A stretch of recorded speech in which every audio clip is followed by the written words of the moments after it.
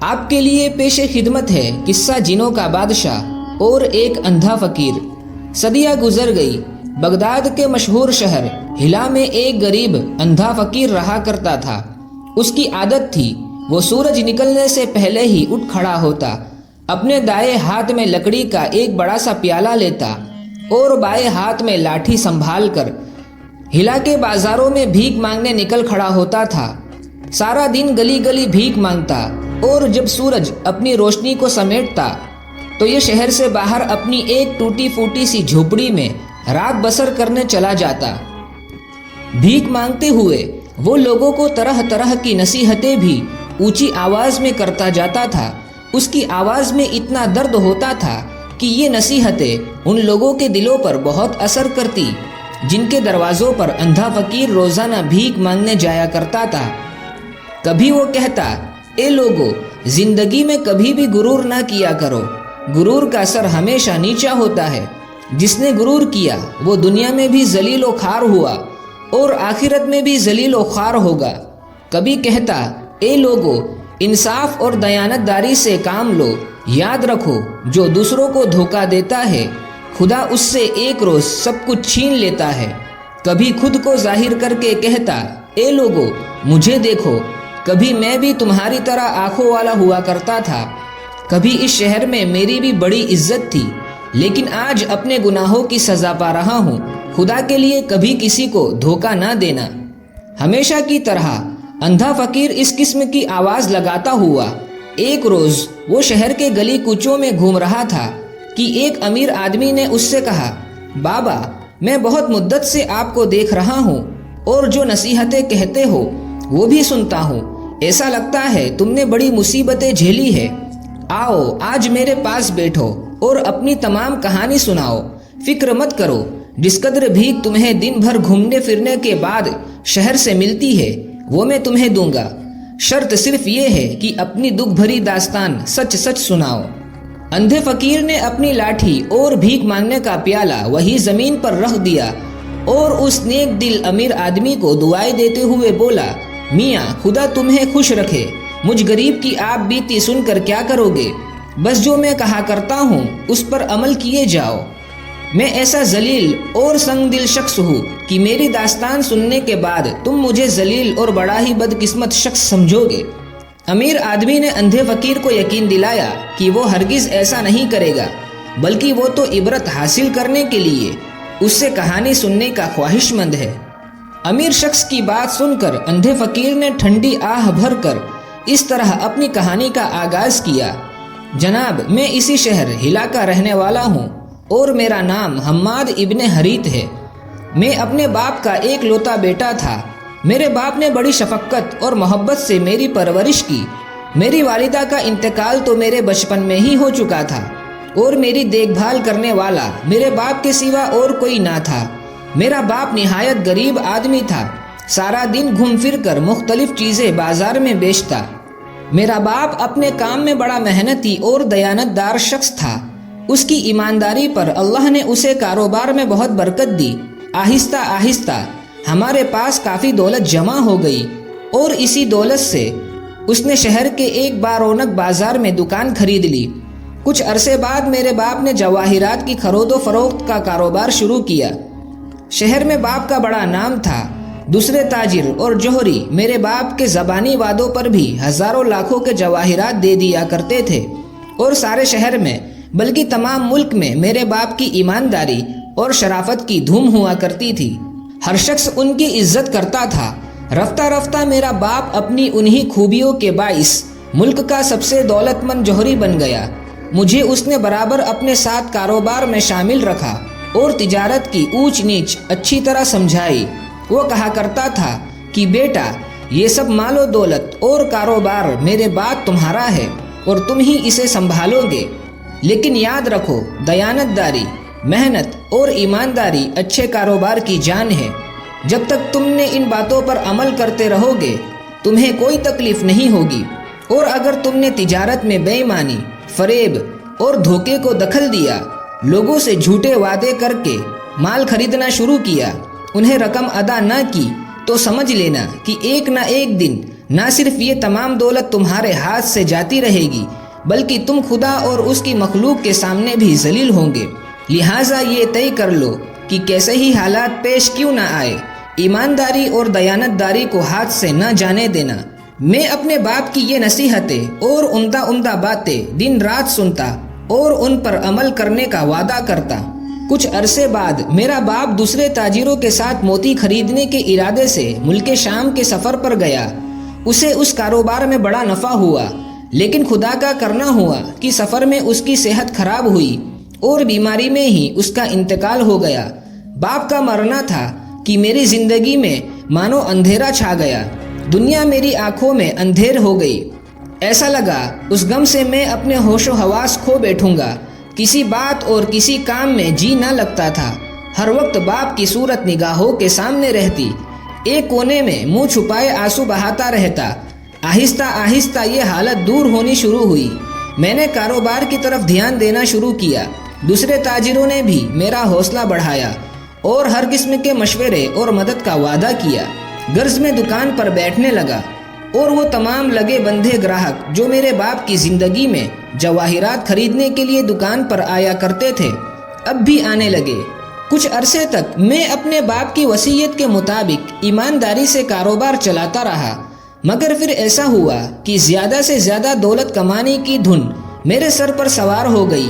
میں چاہتا تھا کہ دکان میں جتنی تجوریاں رکھی ہے ان سب میں سونے کی اشرفیاں اور ہیرے جواہرات نیچے سے اوپر تک بھرے ہو اور میں انہیں دیکھ دیکھ کر خوش ہوتا رہوں۔ دولت کمانے کی یہ ہوس روز بروز بڑھتی ہی گئی، یہاں تک کہ میں اپنے باپ کی ہوئی تمام نصیحتیں بھول گیا اور کاروبار میں بے ایمانی سے کام لینے لگا۔ میں نے محسوس کیا کہ گراہکوں کو دھوکہ اور فریب دے کر میں زیادہ دولت کما سکتا ہوں۔ کبھی کبھی میرا ضمیر مجھے ملامت بھی کرتا کہ مجھے یہ حرکت نہیں کرنی چاہیے، لیکن جو دولت کے خزانے میرے پاس جمع ہوتے گئے، دل نے لعنت ملامت کرنی بھی چھوڑ دی۔ اب میں دھڑلے سے لوگوں کو لوٹ لوٹ کر اپنی تجوریاں بھرنے لگا۔ ایک روز میں اپنی دکان کھول کر بیٹھا ہی تھا کہ ایک شخص آیا۔ اس کا لباس بوسیدہ اور پھٹا ہوا تھا، چہرے پر رنج اور غم کے آثار تھے۔ اس نے آتے ہی مجھے سلام کیا اور دعائیں دینے لگا۔ میں سمجھا کوئی بھیک منگا ہے۔ صبح صبح بھیک منگے کو دیکھ کر میرے تن بدن میں آگ لگ گئی اور میں نے اسے چلا کر بھگانا چاہا، لیکن اس نے آنکھوں میں آنسو بھر کر کہا، جناب میں فقیر یا بھکاری نہیں ہوں، کبھی میرا بھی شمار اپنے شہر کے کھاتے پیتے لوگوں میں تھا، لیکن بدقسمتی سے حالات ایسے خراب ہوئے کہ فاقوں تک کی نوبت آ پہنچی۔ اب مجبور ہو کر میں اپنی بچی ہوئی دولت کا آخری حصہ لے کر بازار میں آیا ہوں۔ یہ کہہ کر اس شخص نے اپنی تھیلی میں سے ایک بہت ہی قیمتی لال ہیرا نکال کر میرے سامنے رکھ دیا۔ بچپن سے لے کر جوان ہونے تک میں نے ایک سے ایک قیمتی ہیرے اور جواہرات دیکھے تھے، لیکن اس جیسا لال روشن چراغ جیسا ہیرا کبھی نظر نہیں آیا تھا۔ ایسا عمدہ نگینہ تو بادشاہوں کے خزانے میں ہی ہوا کرتا ہے۔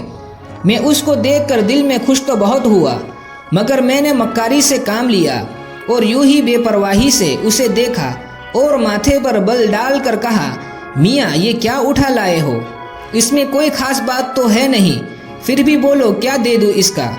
اس شخص نے حیرت سے میری طرف دیکھا اور بولا، جناب آپ اس شہر کے سب سے بڑے جوہری ہیں، یہی سوچ کر میں آپ کی دکان پر آیا تھا کہ اس قیمتی پتھر کی صحیح قیمت مجھے عطا کرو گے۔ یقین کیجئے کہ میرے پاس جتنے بھی قیمتی جواہرات تھے یہی ان سب میں بے مثال ہے، اور اب آپ فرماتے ہیں کہ اس میں کوئی خاص بات نہیں۔ اس شخص کی یہ بات سن کر میں نے ایک بار پھر اس نگینے کو ہاتھ میں اٹھایا اور خوب غور سے دیکھا۔ بے شک وہ بے حد قیمتی پتھر تھا، اس کی قیمت 1.5 لاکھ اشرفیوں سے کیا کم ہوگی، لیکن میں نے مایوسی سے گردن ہلاتے ہوئے کہا، ارے صاحب آپ کو دھوکا ہوا ہے، یہ اس قدر قیمتی نہیں، اس میں تو کوئی عیب ہے، شاید آپ نے ان عیبوں پر غور نہیں کیا۔ پہلا عیب تو یہ ہے کہ اس کا رنگ ایک سا نہیں، کہیں سے ہلکا ہے کہیں سے گہرا، پھر وزن بھی کچھ زیادہ نہیں، اور سب سے بڑا سبب یہ ہے کہ اس کے درمیان میں ایک داغ ہے۔ اگر یہ عیب اس میں نہ ہوتے تو یہ لاکھوں کی ملکیت کا ہوتا۔ اب تو اس کی قیمت چند دینار سے زیادہ نہیں۔ یہ کہہ کر میں نے وہ ہیرا اس کے سامنے رکھ دیا اور بے پرواہی سے دوسرے کاموں میں یوں ہی مصروف ہو گیا۔ جیسے مجھے اس کی کوئی پرواہ نہیں ہے، اگرچہ اندر سے میرے دل میں بڑی ہلچل مچ رہی تھی کہ یہ شخص اس ہیرے کو اٹھا کر کسی دوسرے جوہری کی دکان پر نہ لے جائے، مگر معلوم ہوتا تھا کہ وہ مجبوری کے ہاتھوں بہت پریشان تھا۔ اس نے درد بھری آواز میں کہا، اچھا جناب، جو آپ فرماتے ہیں وہ درست ہوگا، مگر اس وقت تو یہ ہیرا مجھ سے خرید لیجئے، آپ کا بڑا احسان ہوگا مجھ پر۔ اس کی یہ بات سن کر میں سمجھ گیا کہ شکار پھنس چکا ہے اور یہ اپنا قیمتی ہیرا میرے ہاتھ کسی بھی حالت پر بیچ ڈالے گا۔ میں نے ہمدرد بن کر کہا، ارے میاں، اس میں احسان کی کیا بات ہے؟ جو خدمت مجھ سے ہو سکتی ہے وہ کرنے کے لیے میں تیار ہوں، فرمائیں اس کے کتنے پیسے دے دوں؟ اس شخص نے کہا، اب میں اپنے منہ سے کیا عرض کروں، جو قیمت آپ مناسب خیال کرے دے دے۔ پہلے تو میں نے سوچا کہ اسے 1000 دینار دے دوں، لیکن پھر بے ایمانی نے مجھے ورگلایا کہ 1000 دینار تو بہت زیادہ ہے، اگر دینے ہی ہیں تو 20 درہم دے کر یہ ہیرا ہتھیا لوں۔ حالانکہ میں اچھی طرح جانتا تھا کہ 20 درہم میں تو ایک معمولی موتی بھی نہیں ملتا، تو اتنا بیش قیمتی ہیرا کیسے ملے گا جس کی قیمت کم سے کم 1 لاکھ سونے کی اشرفیہ ہو؟ غرض میں نے صندوق کھول کر 20 درہم کے سکے نکالے اور اس شخص کے ہاتھوں میں تھما دیے۔ اس نے انتہائی حیرت اور تعجب سے پہلے ان 20 درہم کے سکوں کو دیکھا، پھر میری جانب تکنے لگا اور کہنے لگا، جناب، کیا صرف 20 درہم؟ میں نے کہا، اس کی قیمت صرف 20 درہم نہیں تو اور کیا، ساری دکان تمہیں دے دوں۔ میں نے ناراض ہو کر کہا، اگر یہ قیمت منظور نہیں تو جاؤ، راستہ ناپو، آ جاتے ہیں صبح صبح پریشان کرنے کے لیے۔ وہ کوئی بہت ہی شریف اور غیرت مند آدمی تھا۔ اس نے ٹھنڈی آہ بھری، مجھے سلام کیا اور 20 درہم کی معمولی رقم وصول کر کے چلا گیا۔ اس کے جاتے ہی میں نے جھپٹ کر وہ انمول ہیرا اٹھایا، اسے چوما اور جھٹ سے اپنی تجوری میں بند کر دیا۔ واہ رے میرے مولا، صبح صبح ہی کیسے زبردست نفع کا دھندا کرا دیا۔ اب میں اسی ہیرے کے عوض لاکھوں سونے کی اشرفیہ بڑی آسانی سے جب چاہے حاصل کر سکتا تھا۔ اس کے 2 دن بعد کا ذکر ہے، میں بالکل صبح سویرے اندھیرے اپنی دکان پر آیا۔ اس وقت سارا بازار بند تھا۔ میں ہی ایسا دکاندار تھا جو سورج نکلنے سے بھی پہلے دکان کھولنے کا عادی تھا، تاکہ گراہک سب سے پہلے میری دکان پر ہی آئے۔ تھوڑی دیر بعد میں نے باہر سڑک پر گھوڑے کی ٹاپوں کی آواز سنی۔ یہ سمجھ کر کہ شاید کوئی گراہک آیا ہے، میں نے دکان سے باہر جھانکا۔ کیا دیکھا کہ ایک شخص گھوڑے پر سوار چلا آتا ہے۔ میری دکان کے سامنے پہنچتے ہی ایک وہ گھوڑے کی پیٹھ پر سے زمین پر گرا اور کوئی آواز نکالے بغیر مر گیا۔ سوار کے گرتے ہی کئی راہگیر اور کام کاج پر جانے والے مزدور اور ایسے ہی دوسرے آدمی دوڑے ہوئے آئے اور آتے ہی مجھے گھیر لیا، کیونکہ بدقسمتی سے میں گھڑ سوار کے گرتے ہی اپنی دکان سے نکل کر اس کے قریب پہنچ گیا تھا اور میرا ارادہ تھا کہ جو کچھ اس کی جیب میں ہوگا وہ نکال کر اپنے قبضے میں کر لوں گا۔ ان لوگوں نے آتے ہی مجھ پر حملہ کر دیا۔ کوئی جوتے مارنے لگا، کسی نے گھوسے لگائے اور کوئی مجھے لکڑی سے پیٹنے لگا۔ وہ سب ایک آواز ہو کر یہی کہتے تھے کہ گھڑ سوار کو تم نے مارا ہے۔ میں لاکھ دہائی دیتا کہ میں نے اسے ہاتھ تک نہیں لگایا، لیکن کسی نے میری ایک نہ سنی۔ میں نے اپنے تاجر بھائیوں اور دوسرے ان دکانداروں کو مدد کے لیے پکارا جو اپنی اپنی دکانیں کھول چکے تھے، لیکن کوئی میری مدد کے لیے نہ آیا۔ سب دور کھڑے تماشا دیکھتے رہے۔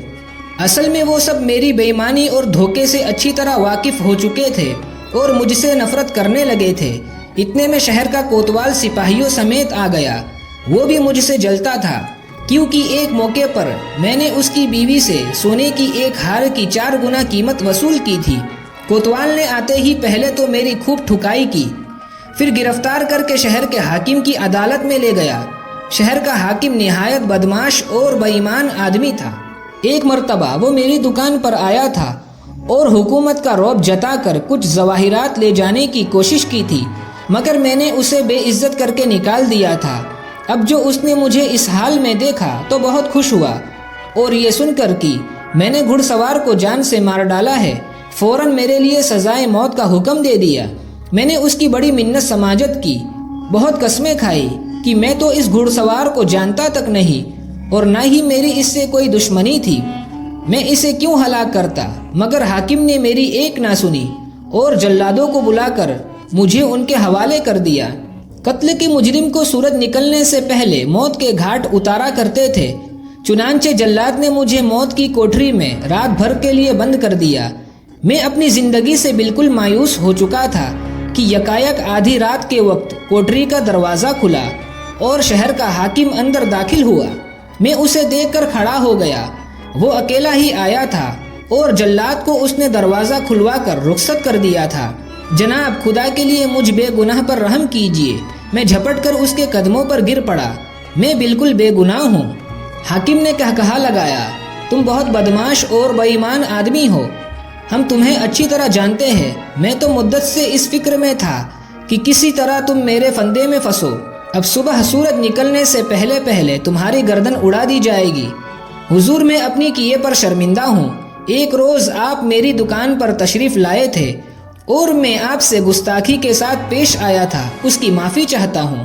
اب حاکم نے مجھے دھمکاتے ہوئے کہا، اکیلے معافی سے کام نہ چلے گا بے وقوف جوہری۔ ہم نے سنا ہے تو نے بڑی دولت جمع کر لی ہے، کچھ اس میں ہمارا بھی حصہ ہے یا نہیں؟ اب میں اس کا مطلب سمجھا۔ وہ مجھ سے جان بخشی کی رشوت مانگ رہا تھا۔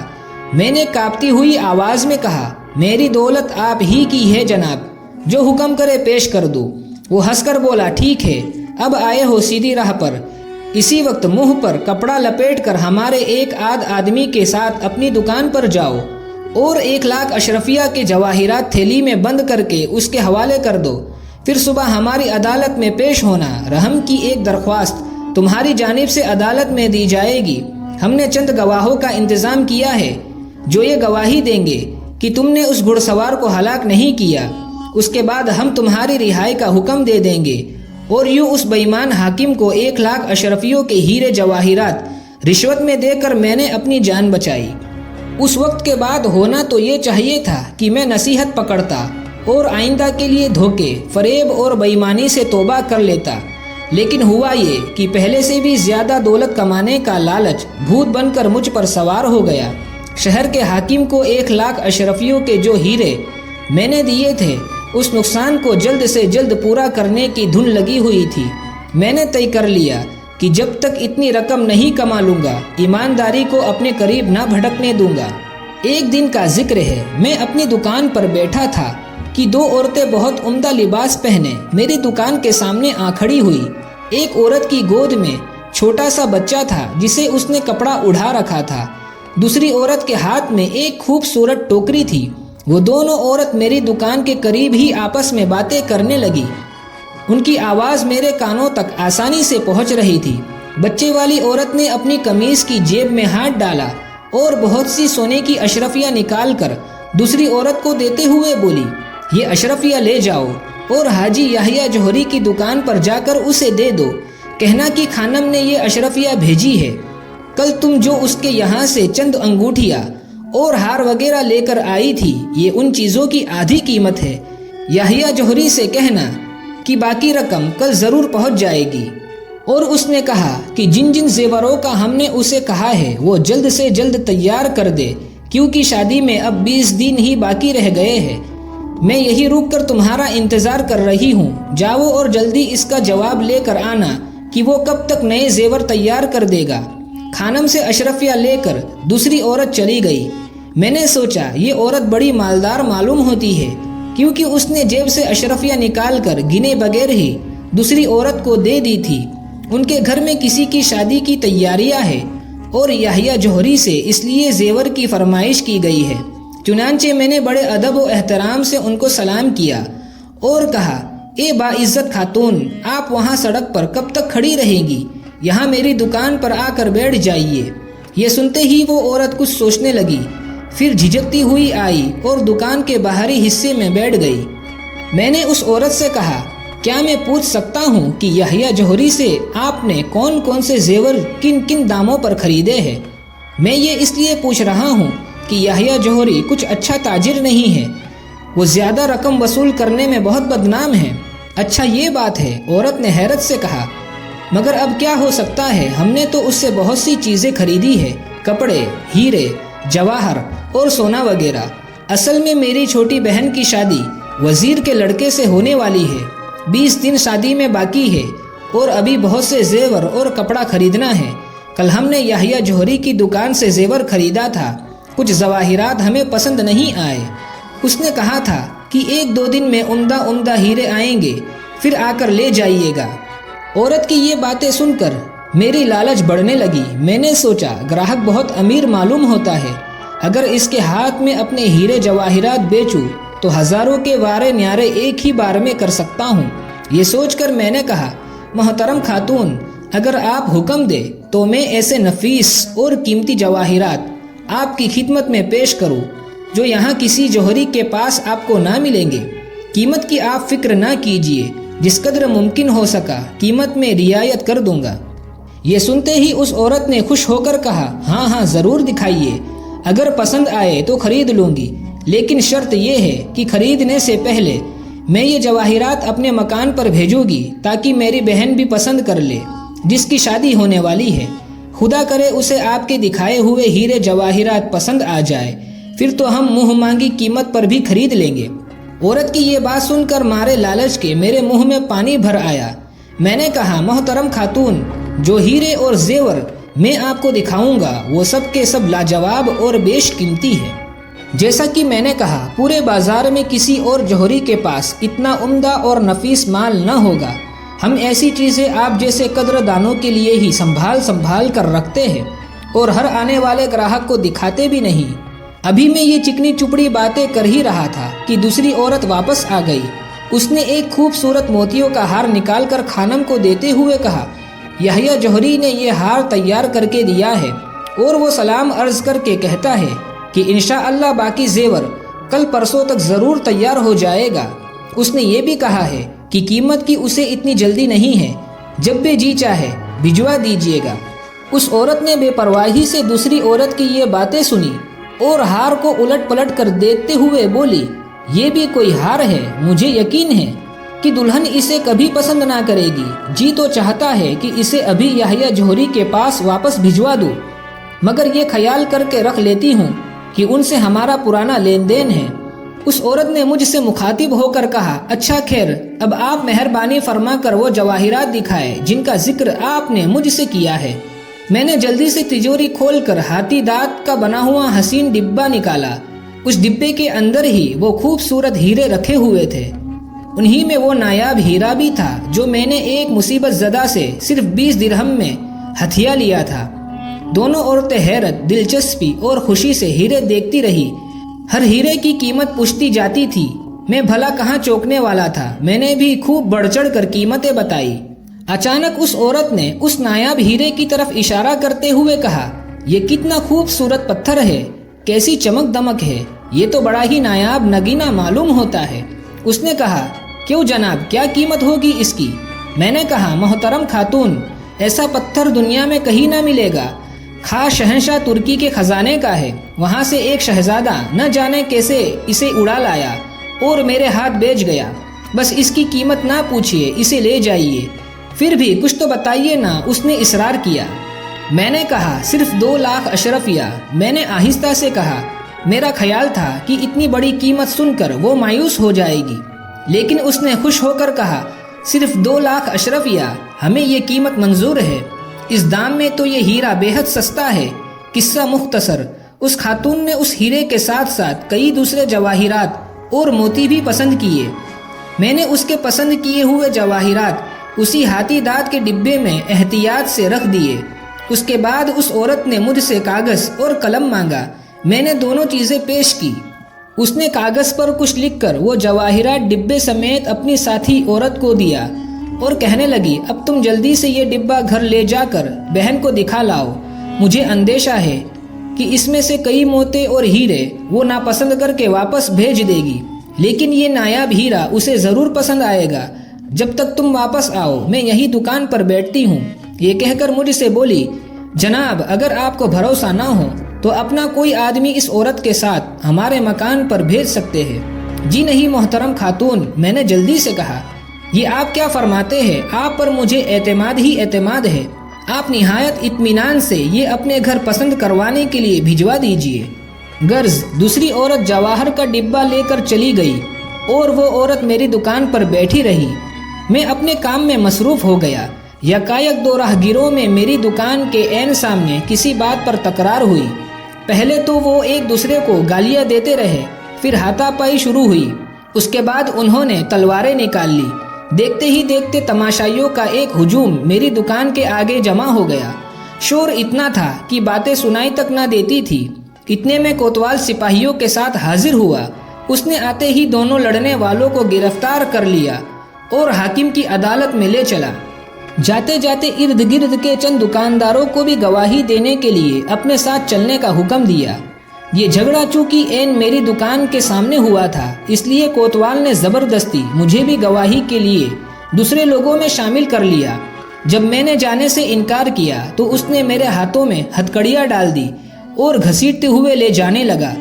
یہ دیکھ کر خاتون نے، جو اس وقت تک اطمینان سے اپنے بچے سمیت دکان ہی میں بیٹھی تھی، مجھ سے کہنے لگی، جناب آپ حکیم کی عدالت میں جا کر گواہی دے آئے، میں یہیں بیٹھتی ہوں۔ چلتے چلتے میں نے پڑوس کی ایک دکان پر بیٹھنے والے کسائی سے کہا کہ وہ عورت جو میری دکان پر بیٹھی ہے ذرا اس پر نگاہ رکھنا۔ کسائی کو کچھ خبر نہ تھی کہ معاملہ کیا ہے اور وہ عورت دکان پر کس لیے بیٹھی ہے۔ اس نے سوچا شاید اس لیے دکان کی نگرانی کو کہتا ہے کہ وہ عورت کوئی چیز نہ اٹھا لے جائے۔ اس نے مجھ سے کہہ دیا کہ وہ عورت پر نگاہ رکھے گا۔ حاکم کی عدالت میں گواہی دے کر جب میں واپس اپنی دکان پر آیا تو دور ہی سے یہ دیکھ کر دل دھک دھک کرنے لگا کہ وہ خاتون دکان پر نہیں ہے۔ البتہ اس کا ننھا سا بچہ ایک کمبل میں لپٹا ہوا گہری نیند سو رہا تھا۔ میں نے کسائی سے پوچھا کہ وہ عورت کہاں گئی تو اس نے کہا تمہارے جانے کے بعد وہ میرے پاس آئی اور کہنے لگی کہ میں تھوڑی دیر کے لیے یحییٰ جوہری کی دکان پر ایک کام سے جا رہی ہوں، اپنا بچہ یہیں چھوڑے دیتی ہوں، تم مہربانی کر کے اس کا دھیان رکھنا۔ یہ کہہ کر وہ چلی گئی۔ اسے گئے ہوئے کتنی دیر ہوئی؟ میں نے پوچھا۔ بہت دیر ہو گئی، کسائی نے جواب دیا۔ میں نے دکان میں جا کر کمبل میں لپٹے ہوئے بچے کو دیکھا تو پیروں تلے زمین نکل گئی۔ وہ تو چینی مٹی کا بنا ہوا کھلونا تھا۔ میں نے اسی وقت شور مچایا کہ دوڑو بھاگو، میں لٹ گیا، برباد ہو گیا۔ لیکن اس فریاد کا کوئی نتیجہ نہ نکلا۔ وہ فریبی عورت نہ جانے کہاں غائب ہو گئی تھی۔ میں نے کسائی کو غصے میں گالیاں دی اور کہا کہ جب میں کہہ کر گیا تھا کہ عورت پر نگاہ رکھنا تو تم نے اسے جانے کیوں دیا؟ کسائی نے غصے سے جواب دیا کہ میں تمہارا نوکر نہیں تھا جو اپنا کام چھوڑ کر عورت کو دیکھتا رہتا۔ اس کا جواب سن کر میرا پاگل پن انتہا کو پہنچنے لگا۔ لپک کر اس کی دکان سے گوشت کاٹنے کا چھرا اٹھایا اور اس پر حملہ کر دیا۔ کسائی بری طرح زخمی ہو گیا اور وہیں پر مر گیا۔ یہ دیکھتے ہی لوگ دوڑے دوڑے آئے اور مجھے پکڑ کر حاکم کی عدالت میں لے گئے۔ حاکم نے سارا قصہ سن کر حکم دیا کہ اس بے رحم جوہری کو جلاد کے حوالے کیا جائے، لیکن لوگوں نے اس سے درخواست کی کہ یہ شخص پاگل ہو چکا ہے، اسے جان سے مارنا درست نہ ہوگا، اس کے لیے یہی سزا بہت ہے کہ اس کی تمام جائیداد اور مال و اسباب ضبط کر کے اسے شہر سے باہر نکال دیا جائے۔ یہ مشورہ حاکم کو بہت پسند آیا۔ اسی وقت حکم دیا کہ میری تمام جائیداد، مکان اور دکان ضبط کی جائے، یہاں تک کہ تن کے کپڑے بھی اتار لیے جائے۔ حاکم کے سپاہیوں نے سب کچھ چھین کر مجھے شہر سے باہر کر دیا۔ میں خوب رویا پیٹا مگر کسی نے ایک نہ سنی۔ 15 روز تک میں شہر کے باہر ویرانے میں بھوکا پیاسا اور بدحواس کے آسمانوں کے نیچے پڑا رہا۔ 16ویں دن جب کہ بھوک پیاس کے ہاتھوں میری جان لبوں پر تھی، صحرا کی جانب سے ایک اونٹ سوار آیا اور میرے پاس آ کر اونٹ سے اترا۔ اس نے مجھے کھانے کے لیے کھجور دی، پینے کو پانی دیا اور پہننے کو کپڑوں کا ایک جوڑا دیا۔ کھجور کھا کر اور پانی پی کر میری جان میں جان آئی۔ میں نے اپنے اس محسن کا شکر ادا کیا۔ اس نے مسکرا کر کہا، کیوں میاں جوہری، تم نے مجھے پہچانا؟ میں نے غور سے اس کی صورت دیکھی لیکن کچھ یاد نہ آیا کہ اسے کہاں دیکھا تھا، البتہ صورت جانی پہچانی لگتی تھی۔ میں نے کہا، بھائی ایسا لگتا ہے کہ تمہیں اس سے پہلے کہیں دیکھا ضرور ہے، مگر کہاں یہ یاد نہیں آتا۔ یہ سن کر وہ ہنسا اور کہنے لگا، میاں جوہری، تمہیں وہ فٹے حال والا شخص یاد ہے جو ایک روز صبح صبح تمہاری دکان پر ایک نایاب ہیرا بیچنے کے لیے آیا تھا اور تم نے 20 درہم کے بدلے میں وہ بیش قیمتی ہیرا اس سے خریدا تھا؟ یہ سن کر دہشت سے میرے رونگٹے کھڑے ہو گئے۔ بے شک یہ اجنبی وہی تھا۔ میں نے جھک کر اس کے قدموں پر سر رکھنا چاہا لیکن وہ اچھل کر پرے ہٹ گیا۔ پھر اس نے اپنی جیب سے مخمل کی ایک تھیلی نکال کر اس کا منہ کھولا۔ تھیلی کا منہ کھولتے ہی اس میں سے سینکڑوں ہزاروں ویسے ہی نایاب ہیرے نکل کر زمین پر بکھر گئے، جیسا ایک ہیرا اس اجنبی نے 20 درہم میں میرے ہاتھ بیچا تھا۔ اجنبی نے کہا لگا کر کہا، میاں جوہری، میں تمہاری دیانتداری اور ایمانداری پرکھنے کے لیے خستہ حال بن کر تمہاری دکان پر آیا تھا۔ اگر تم بےایمانی نہ کرتے اور مجھے اس نایاب ہیرے کی صحیح قیمت ادا کرتے تو میں انعام کے طور پر یہ تھیلی تمہیں دے دیتا، مگر تم نے بےایمانی اور دھوکے سے کام لیا۔ اس کا نتیجہ بھی تم نے دیکھا کہ سب کچھ تم سے چھین لیا گیا اور تم اس حال میں پہنچ گئے۔ میں نے تھر تھر کانپتے ہوئے پوچھا، حضور آپ کون ہیں؟ اس شخص نے کہا، میں انسان نہیں بلکہ جنوں کا بادشاہ ہوں، کئی ہزار جن میرے غلام ہیں۔ میرا مشغلہ یہ ہے کہ میں سارا دن شہروں میں گھومتا ہوں، جو شخص مجھے ایماندار، محنتی اور سچا دکھائی دیتا ہے اس کی خدا کے حکم سے مدد کرتا ہوں۔ میں وہی ہوں جس نے تمہارے باپ کی مدد کی تھی، اس لیے کہ وہ سچا اور ایماندار آدمی تھا، لیکن تم نے فریب اور دھوکے پر کمر باندھ لی تھی، اس لیے تمہیں سزا دینا ضروری تھا۔ جنوں کے بادشاہ کی یہ بات سن کر میں نے ہر طرح رونا اور چلانا شروع کر دیا کہ خدا کے لیے مجھے معاف کر دو، آئندہ عہد کرتا ہوں کہ میں کبھی کسی کو دھوکہ نہ دوں گا، کسی سے فریب نہ کروں گا، میری دولت واپس کر دی جائے۔ لیکن یہ رونا دھونا سب بیکار گیا۔ نظر اٹھا کر دیکھا تو وہ جنوں کا بادشاہ اور وہ نایاب ہیرے غائب ہو چکے تھے۔ وہ دن ہے اور آج کا دن ہے۔ میرا در بدر بھیک مانگنا میرا مقدر ہے۔ آہستہ آہستہ میری آنکھوں نے بھی جواب دے دیا اور میں اندھا ہو گیا۔ اب ہلا کے بازاروں اور گلی کوچوں میں بھیک مانگتا ہوں اور لوگوں کو نصیحت کرتا ہوں کہ وہ میرا حال دیکھ کر عبرت حاصل کرے۔ جو شخص بھی سچائی، دیانت اور ایمانداری کا راستہ چھوڑ کر دھوکے، فریب اور بےایمانی کا راستہ اختیار کرتا ہے، وہ ہمیشہ دنیا میں بھی ذلیل ہوتا ہے اور آخرت میں بھی اس کے لیے رسوائی ہے۔ خدا میرے گناہ معاف کرے اور میری خطائیں بخش دے۔ یہ کہانی کتنے سبق دیتی ہے، کیسے غربت میں باپ کی ایمانداری نے اسے نوازا اور کس طرح بیٹے کی بےایمانی اور دھوکہ دڑی نے اس سے اس کا سب کچھ چھین لیا۔ کسی کی مجبوری کا فائدہ اٹھانا اور کسی کو اپنی تھوڑی سی لالچ کے لیے دھوکہ دینا خود کے لیے کیا گیا سب سے بڑا دھوکہ ہے، جو کبھی نہ کبھی ہمارے سامنے آ کر ہی رہتا ہے۔ پیارے دوستو، یہ تھی کہانی اندھے فقیر کی۔ کہانی اگر پسند آئی ہو تو لائک کرے اور شیئر بھی کرے اور کمنٹس کرنا تو بالکل بھی نہ بھولے، اور اپنی قیمتی رائے کا اظہار ضرور کرے، اور ایسے ہی مزید دلچسپ قصے کہانیوں کے لیے ہمارے چینل کو سبسکرائب ضرور کریں۔ ملتے ہیں بہت جلد ایک اور نئی اور سبق آموز کہانی کے ساتھ۔